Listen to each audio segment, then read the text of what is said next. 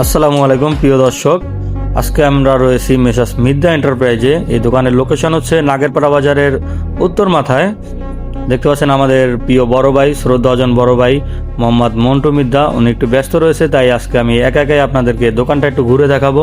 আর এখানে পাওয়া যায় রড, বালু, সিমেন্ট, ইট, খোয়া, অ্যাঙ্গেল, পাতি, শীট ও শাটারের যত ধরনের মাল আছে সব কিছু আপনারা পাইকারি ও খুচরা নিতে পারবেন। দোকানটির লোকেশন হচ্ছে নাগেরপাড়া বাজার, গোসেরহাট, শরীয়তপুর।